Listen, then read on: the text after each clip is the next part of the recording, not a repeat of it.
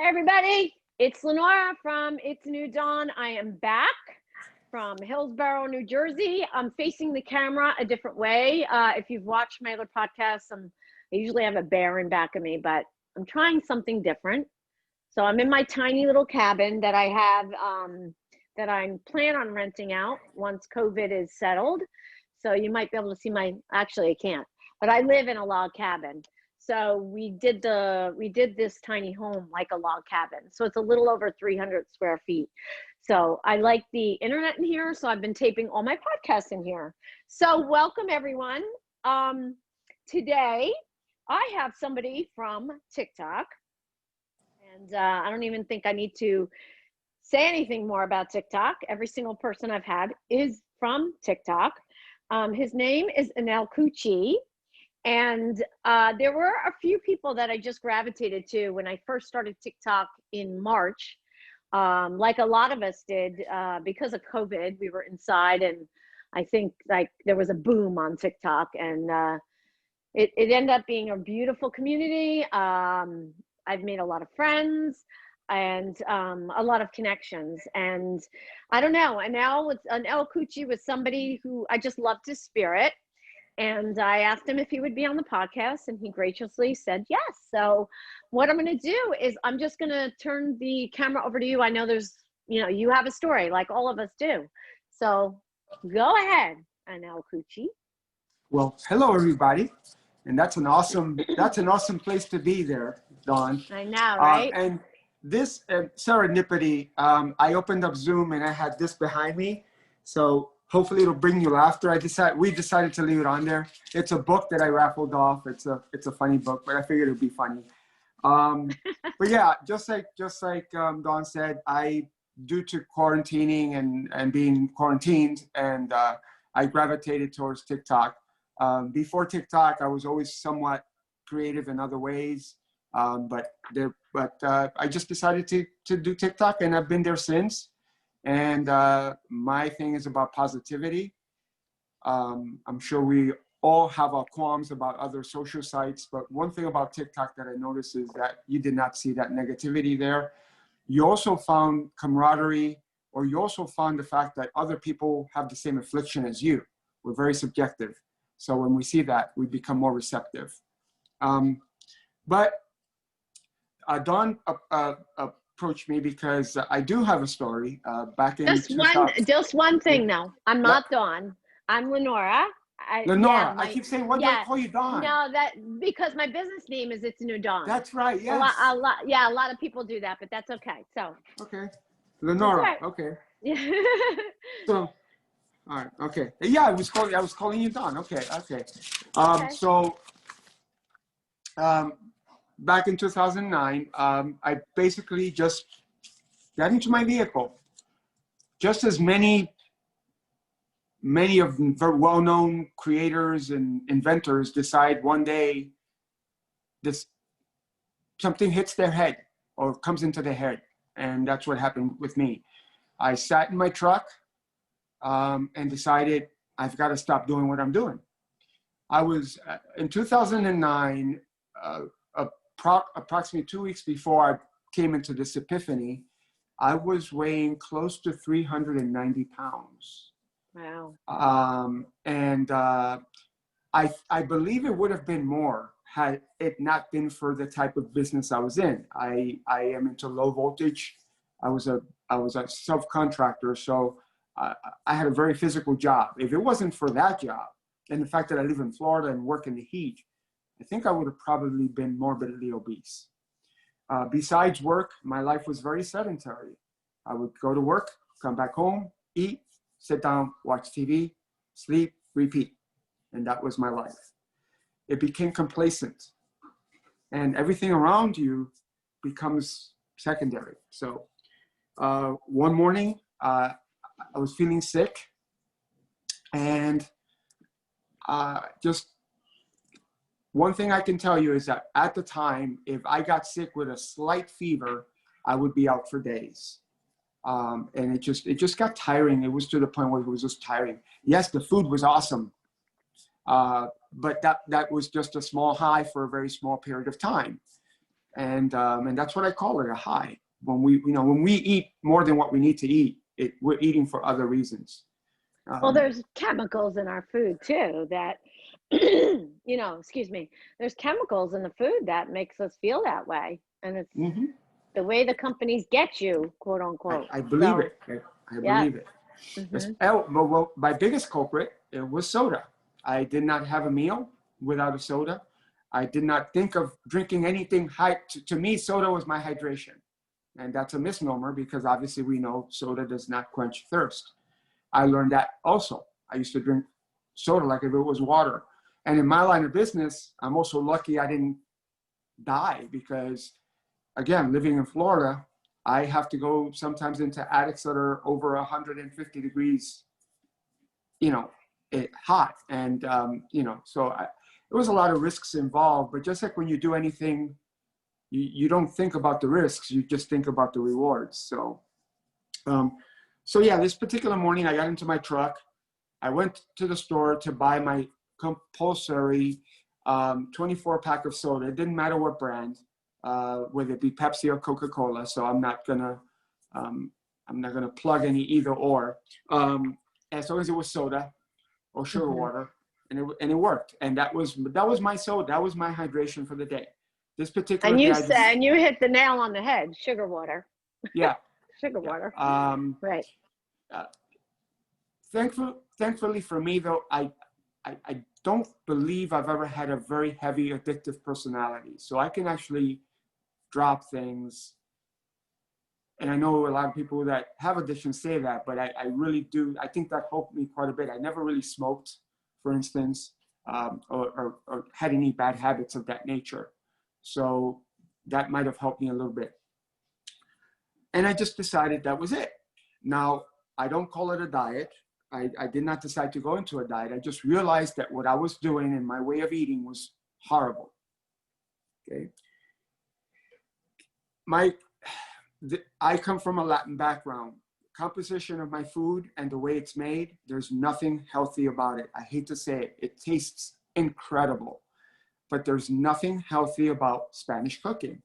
And a lot of it has to be where our culture derives from. We derive from a very low economically based community. And we realize that good foods often come from being creative with different foods and different tastes. And unfortunately, they're not cooked with health in mind. They're cooked with getting our bellies filled. So a lot of grease, a lot of lard, a lot of frying, and a lot of carbs. Rice and beans that's our staple.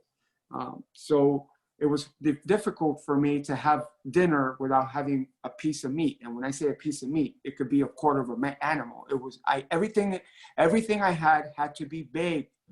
I mean, big. I'm not kidding you. There were times that I would sit down and have a big bowl of rice with a bowl full of beans, and I'm not exaggerating, at least 3 to 4 pieces of pork chops. And I'm not talking about the thin ones, I'm talking about thick ones. It's almost vulgar me saying that at this point. I look back at that. Breakfasts, when I did have breakfasts, they were all as equally vulgar. Fried eggs, French fries, bread, you name it. It was just not a good way of eating. And those foods are great in moderation, but there was no moderation in my case. Right. And I started feeling the effects of it. My last visit before that, again, I don't know how I was not a diabetic already, but I was a borderline diabetic. So that, I realized that was a big, I needed to change. I needed to change the way I was eating. So I just simply, I decided I'm not going to go on a diet. I just eliminated those foods. One of the other things I also did was basically, we tend to have very large plates. So we want to fill those large plates. We want to always fill them, right? And first thing I remember telling at the time I was married, I said, let's get rid of all these big plates. Let's get smaller plates. And that helped. That was the number one thing. that we did was change my plate size and whatnot. And at that point, it's funny how things happen, and at the timing of it, you have to think that there's something divine involved, but in reality, it did happen. At that point in my life, something major did happen to my life. And I think it was in preparation of what I was going to go through. I went through a divorce that particular year, and that might have helped in a way, but I was already in my mindset as far. In fact, I was afraid that with what happened, I was going to revert back to my way of eating, just throw health through the wind, and just I'm going to go back to doing what I was doing. So thankfully, I didn't go back to that. I actually did more of it. I took care of myself even more. So I eliminated all of that. Just started drinking a lot of water. Just anybody. I don't preach anyone about weight, but anybody that bothers to asks me what was the biggest thing I did to lose my weight. And if I can say anything, one thing at all is water. Just a lot of hydrating. I'm not talking about adding anything to the water. I believe if you add anything to the water, that just, to me, there may not be any truth to it, but if you're adding something to the water to make it flavorful, whatever it is, you're adding something. Okay? I'm just talking about regular water. Well, water you know, I'm a health coach. You know, yes. And amen about the water. Amen. You know, and even the quality of your water too. I mean, I do add lemon, I do add some apple cider vinegar, but that's not for losing weight. There's no hype about it. Right. It's just something that, but very true. You don't want to be adding extra stuff. So before we continue, you did not have like gastric bypass. You didn't have the sleeve, nothing. Okay. Nothing. And you're how tall are you? 5'11". Okay. So you were a big man. You're a big man. Okay. Yeah. I was roughly a size 46, 48. And my shirt size, because I didn't want my body to be seen, I used to wear like a triple X, sometimes quadruple X. But when I should retract. Yeah, when I mean adding anything to the water, I'm meaning about little packets or anything like that. Oh yeah, like with artificial sweetener or anything like that. Correct, you don't want to be doing that. Correct. Right. Yeah, so fruits have sugars too. So, but that would be a whole lot better. If you're gonna add something, nothing artificial. Right. And that's basically what I did. I just started cutting down. I didn't specifically go into a health eating binge. I just didn't eat a lot of my foods. I still cooked a lot of, I'm a cook, so I still cook some of my foods, some of my traditional foods, but instead of frying it, I started baking it. It doesn't taste the same. My things are hot dogs and French fries. Okay. I love those. Okay. Okay. So I started just basically, instead of frying them, I still to this day do it whenever I do feel like having French fries. I'll bake them. Now it's not. Anel Cuchi, you have the answer everybody has been looking for. Really? That is calorie deficit. That's what you did. It is not rocket science, people. What you did was you're still eating things that you like, but you had less of it, right? You were still able to do it, but you ate less of it. People try to make things so complicated. They want the pill, they want something that happened yesterday, but it was something, it wasn't hard. Like, it wasn't like rocket science. It might have been not the funnest thing, right? But you got it. You got it. Yeah. There's no other way around it. No, there's no. You just have to eat less and be aware of what you're eating and putting in your mouth. So go ahead. It's funny because you could. I'm in the technology business, and I come across some newbies, if you will, and they try to overcomplicate things when you can simply just explain things in 3 sentences. They want to do it in a book. And I believe that's what happens with diets. We try to follow these different trends. One of which I'm not a big fan of is the fasting. I'm not into that. But anyway, it is what it is. But I guess because I did not have, I wasn't inundated with too much information. I figured, well, I guess if I eat less, or I cook it this way as opposed to this way, then you basically talk. If you talk yourself, or if you learn it yourself, or I should say, if you convince yourself that that's not good for you, then you find another way to make it okay for you, if that makes any sense. It's not good for you, but okay, so let's try and make it okay, right? That's like, you hit the nail on the head. This is what I do for clients. It's like, all right, you like that food. Let's figure out a way to make it a healthier way. So, I mean, honestly, it's just not, it isn't rocket science. It really isn't, but you did it. Look at you. So Yeah. I'm excited to hear the rest of the story. So go ahead. So yeah, so that's what I basically did. And again, the key was just water. One of the other things that we do that happens to us, especially if we're sedentary, and we all are to a certain extent, we want to relax and watch TV and what have you. The biggest thing is we can have a nice, decent meal. In my case, it was a freaking buffet, but and then sit down, and then about an hour later, we're watching TV, and we start feeling hungry, and we want to start snacking, and we tell ourselves, why am I hungry, right? What my biggest suggestion whenever we feel that way is we do that, if we realize that we've had a nice, decent, if we've had our dinner, right, and we're sitting down watching TV, and all of a sudden we feel hungry, yeah, go to the fridge, grab some water. Our bodies sometimes thinks it's hungry when we're thirsty. I don't know the science behind that, right? I don't know the science behind that, but that's always try drinking water first. And then, then if you're still feeling hungry at that point, you substitute whatever that snack is with a fruit, something that's not as, not a big sandwich or what have you. One of the other things I did was I stopped eating after a certain period of time. My cutoff time was 9 p.m.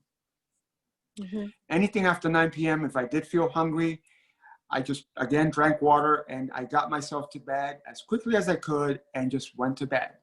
Because to me, that's when it's a little dangerous to have something to eat and then right away go right to sleep.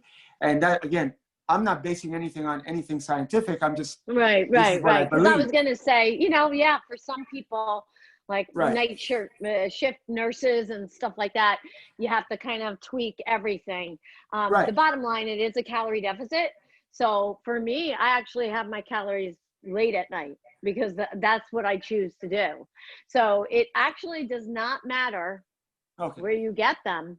It might disrupt your sleep because your body is digesting. So it might not be very comfortable, but honestly, in the end, it's just all about that calorie deficit. But I love how aware you are. And I'm just curious to know, do you do some type of meditation? Because you seem to be like, just the fact that you said you ate already, and then I realized, am I really hungry? A lot of people just can't even think that way. Like they just eat because they can't be. I've learned to become, I suffer from OCD and high anxiety as it is. In fact, one of the reasons why I'm home most of the time is because of this whole situation we're in. And it has affected my industry and how I am going to fit into the industry. So, but that's the first thing I went to. I figured out. I downloaded an app to help me kind of meditate and kind of keep my mind. I started reading. I had not read a book in over 20 years before 2009, or even I started listening to books. And that's when my resurgence, anyone that follows me on TikTok, that's when my resurgence of Star Wars and all of that came about. I started getting back into something I really, really am passionate about. So that gets me to that point. You try to find something that you're passionate about and do something about it. Read a book. I started in my head. I started figuring out different characters and again, it doesn't have to. It's something that you're passionate about. We're all fans of something. I don't care who you are. You're gonna be a fan of something. So you just look into something that's gonna really, really help you kind of take your mind away. When all else goes wrong around you, the one thing you can still do right is eat. So that's what we tend to go to whenever we're disappointed, whenever we're sad, whenever we're feeling depressed. The one thing we can still do is eat. So that's why I believe we go to that. We'll grab that gallon of ice cream or whatever. So and that's why it's the same premise as why a lot of us like shoes. Our shoe size really never changes for the most part, no matter what weight. My shoe size is the same size now when I was 380 pounds. So that's not me. Yeah. I have Really? 5 kids.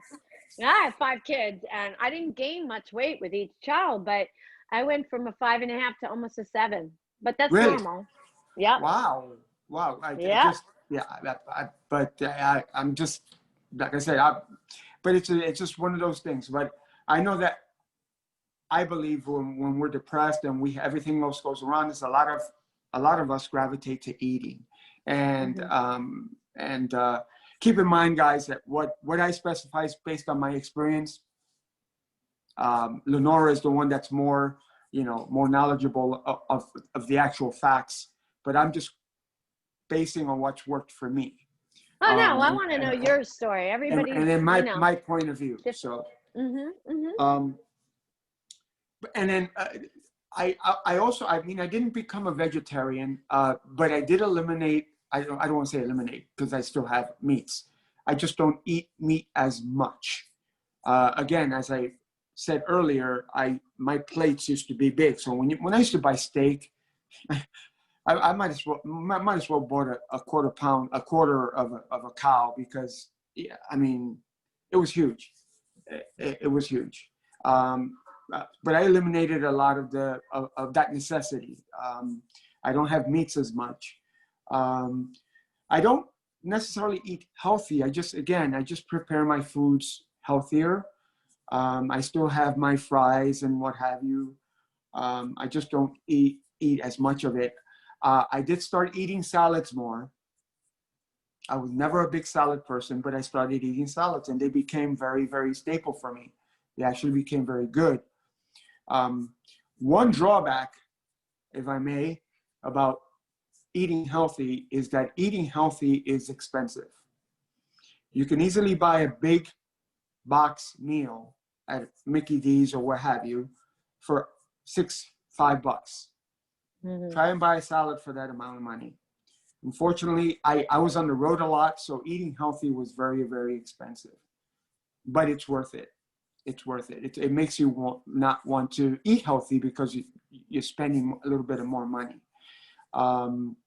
But you find ways around that.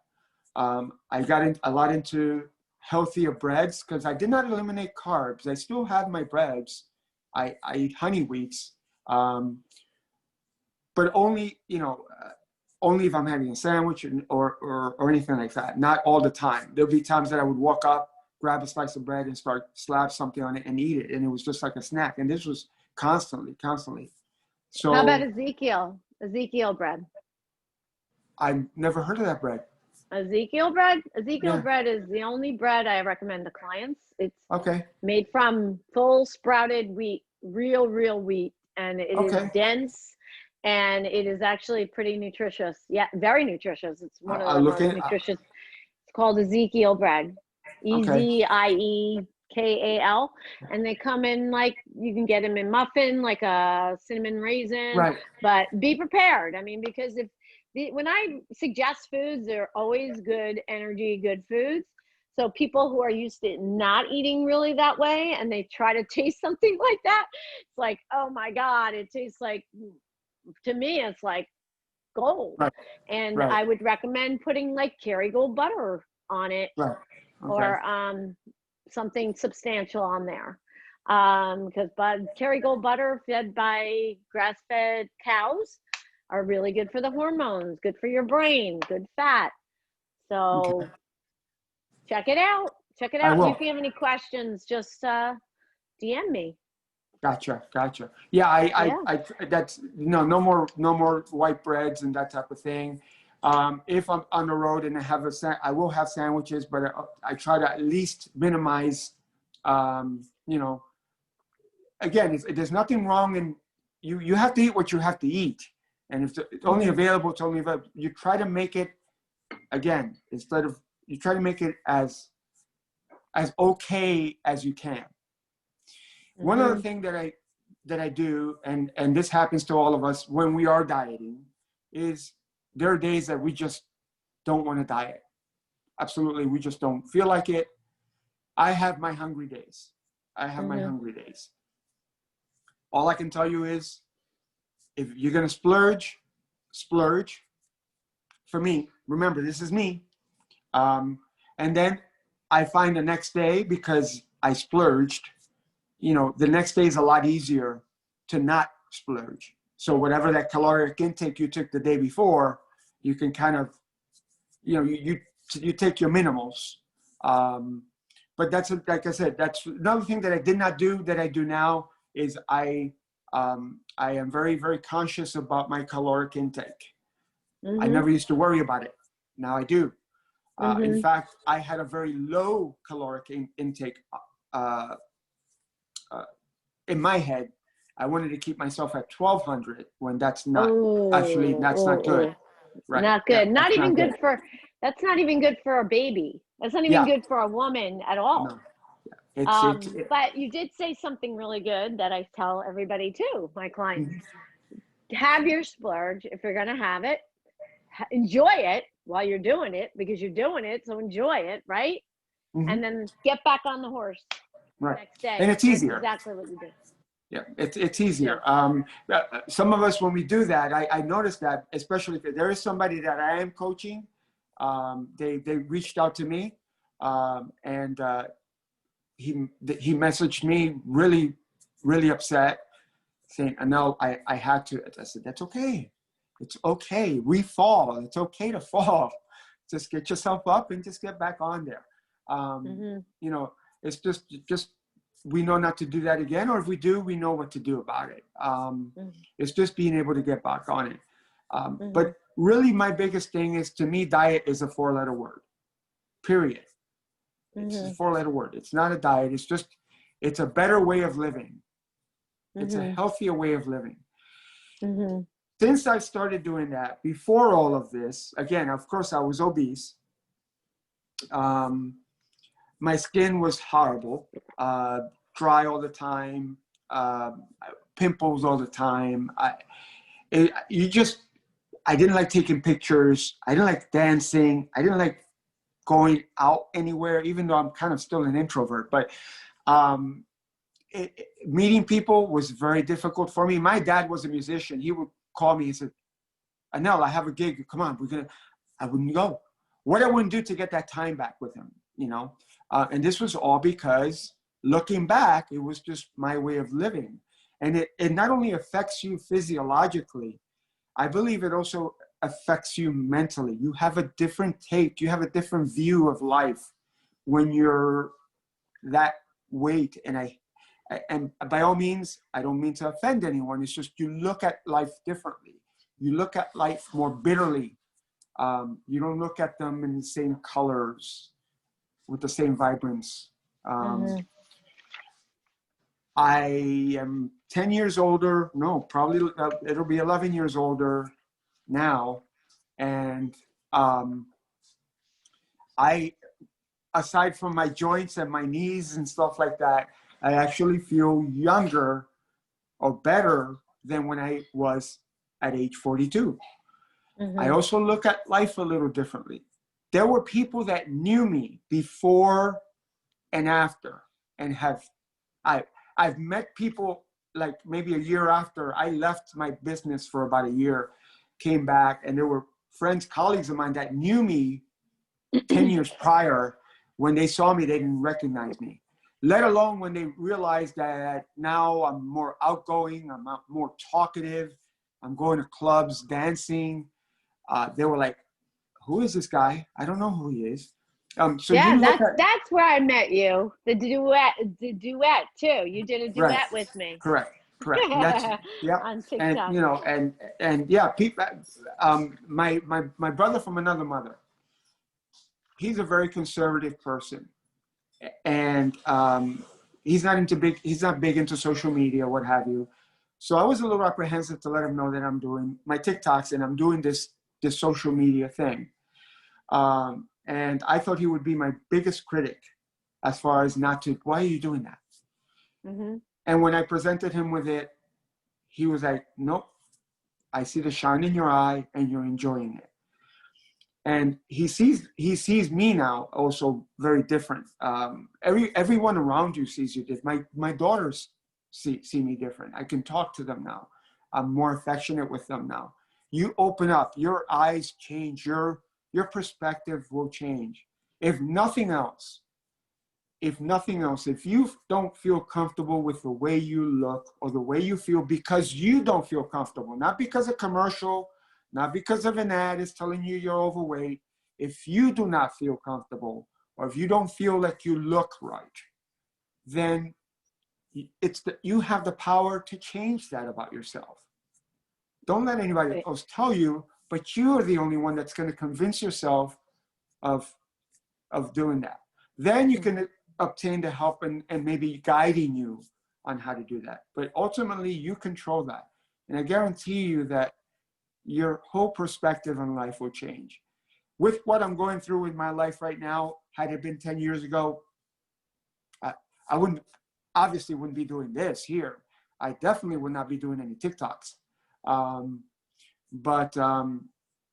Yeah, it just changes your whole, your problems aren't as big because we're starting off without feeling good about ourselves. We look at problems not as bad, if that makes any sense.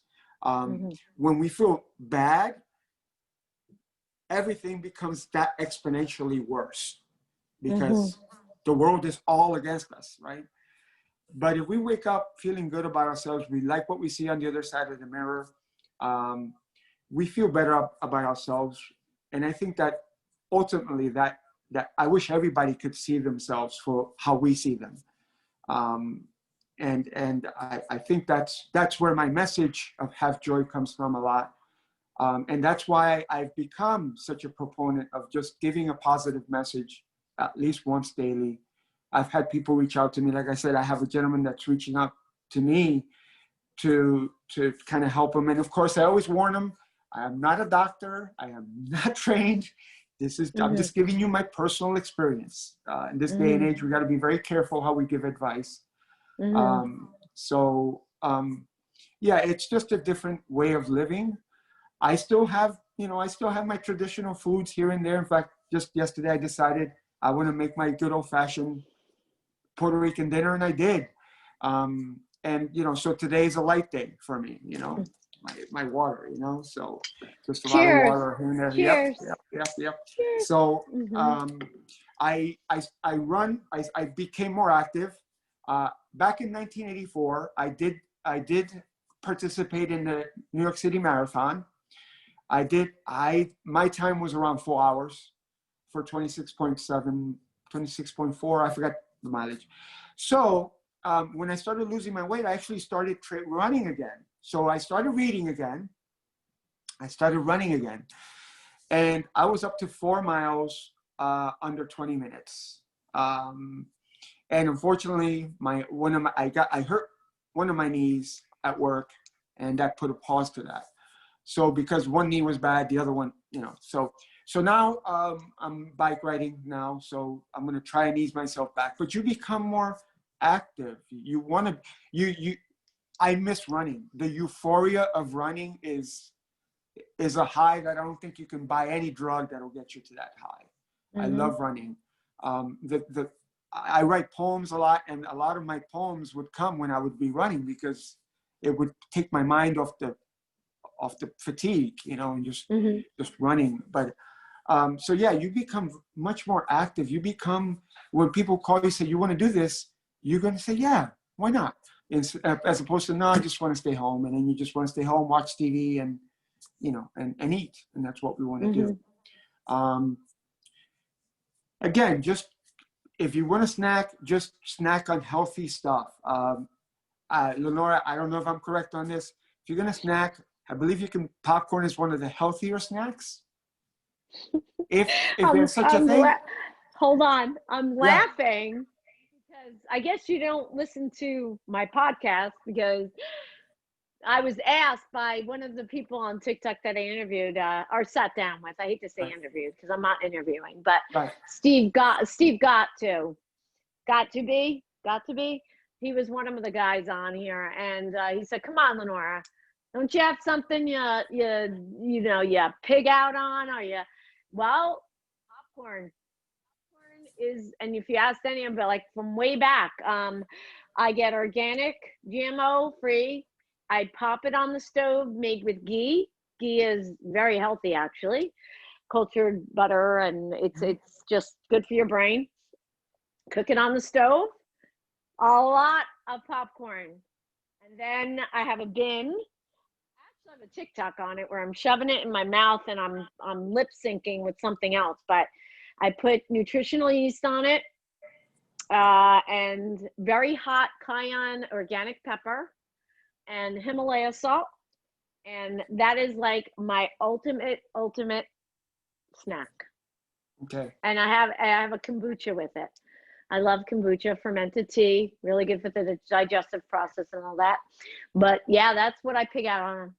Yep. Okay, good. Well, yeah. It is. I eat that because, and I do fasted. I work out fasted because I eat very late. I'll eat that late at night with not real late, but pretty late. Because my husband and I, the only TV I watch, I never put on a TV, but we'll watch like a Netflix something at night. So that's my snack at night. And then when I say snack, it's a big snack, but I'll save my caloric intake with that. I eat very healthy during the day. And not to say that's not healthy, because it is it has fiber in it. It's probably not the best thing, but it keeps me going with my energy for the morning for my workouts. When I say I work out, I work out.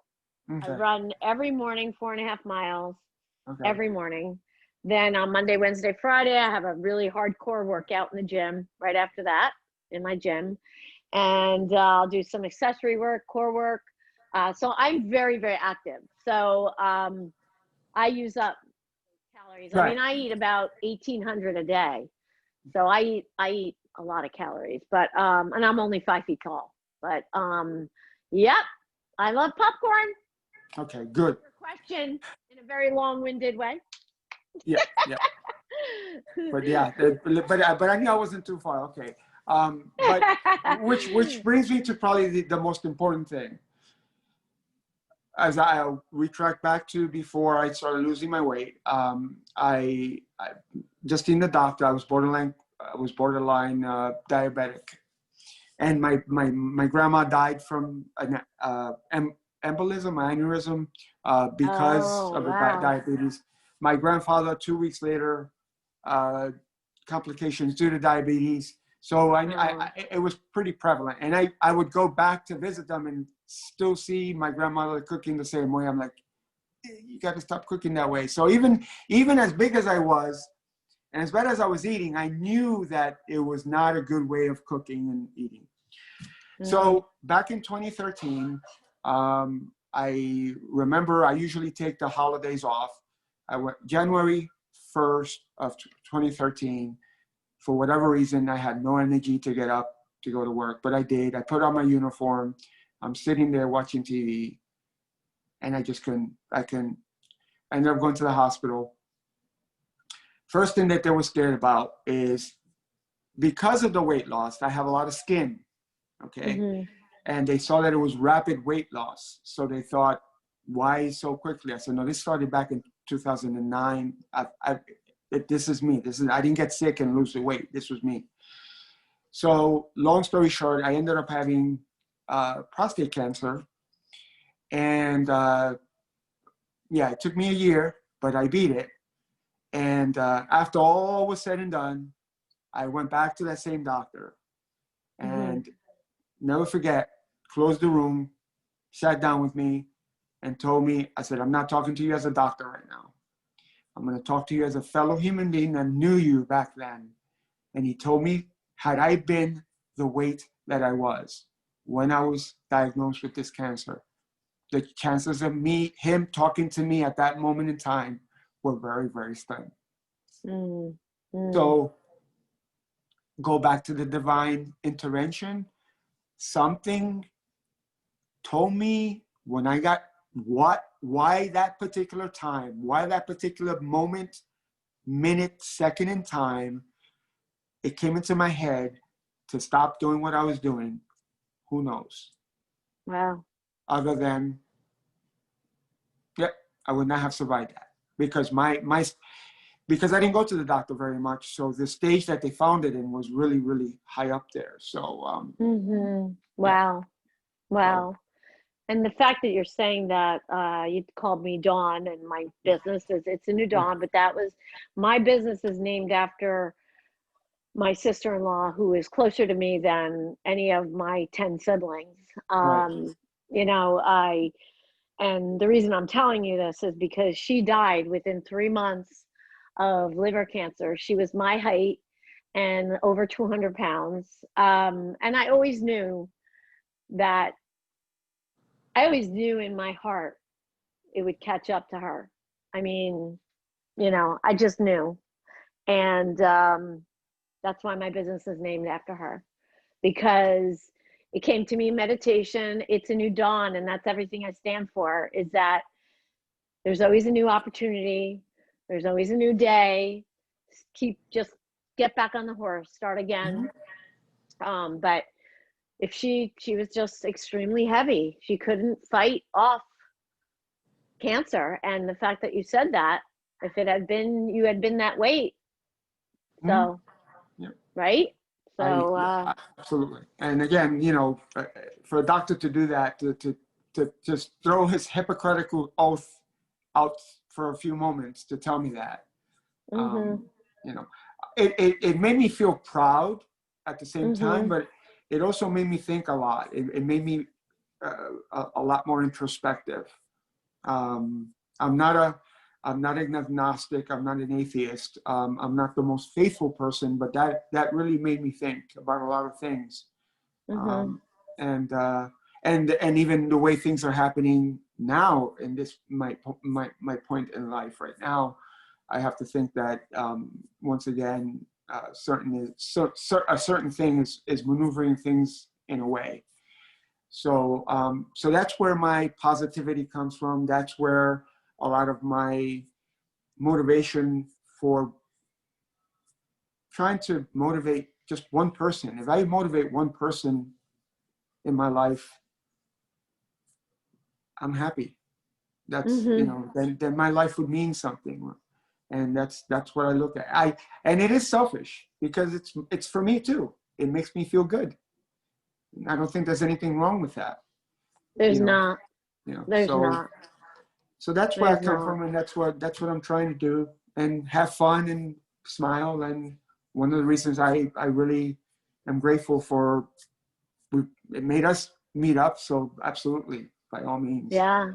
Isn't this wonderful? And so are you not at this job anymore? You're not. No, you are. no. So what do you do? Is this your mission and business? And I'm trying to make it. I'm trying to make it. I'm already at an age that for my business is, you know, they consider expired. How old are you? How old are you? I'll be 53 in December. I'm And almost 56, so we're not expired. well, as far as I know what you mean. No, I know, and I know I'm not expired by all means. I'm pretty much outmaneuver any of the younger, unhealthier younglings. But unfortunately, when they look at our stuff on paper, they see the age, and unfortunately, so I'm gonna see what I can do as far as trying to make this my way of living. Will it happen? I don't know. We'll see, but we're still looking. But in the meantime, again, I'm making constructive time out of it. I'm learning. You are. I'm learning. I'm creating. One of the other things that I thought I would never do was I'm starting to write. All right. And if nothing else, there's a particular name. There's a character that I brought up into that TikTok has allowed me to bring to life. But this particular character has been in my head for just about 20 years. And needless to say, I started writing this. And when I wrote his name down for the first time, I almost came into tears to actually write his name down in my story, bring him to life. And so if nothing else, just all of this, just by doing one thing, and that is to be conscious about what we put in our bodies. Our body is a temple. It'll only take care of us if we take care of it. I'm a big proponent of that. I used to hear that so cynically, and now I realize that. You sound like you're talking about me right out of the book when I say amen. Amen. And you are so right. If we don't have our health, right? So on that note, where can people get in touch with you? TikTok? On TikTok, I have certain links on there. I am working on a couple of, I did purchase a domain name, so I'm working on a website, but for now, they can get a hold of me on TikTok, on Facebook, under the same name, Instagram. Okay. And I do have a YouTube channel under the same, they can look under Anel, A-N-E-L, and they'll be able to find me. A-N-E-L? Uh-huh. Okay. All right. I'm gonna have all that info in the show notes. Okay. Just hold on a second. So I'm just gonna give my information out, everybody. Yep. So you can find all my information in the show notes below. Also, I give out my phone number, my Google phone number, for anybody who wants to text, get in touch with me about if they want to be a guest on the show, or if they have any feedback or want me to include anything on my podcast. So my number is 609-429-4058. Also, the only thing that I promote on my show is the Rawr Bar, and I am an ambassador and affiliate of this company. It is a nutrition bar. It is, first of all, they give 10% of their net proceeds to feed the hungry children worldwide. I love the company. They asked me to be ambassador. Believe me, I would not promote anything unless I believed in 100%. We're on the go, a lot of us. I always have these bars in my purse. They feed any diet. They are vegan, but they are very high in protein.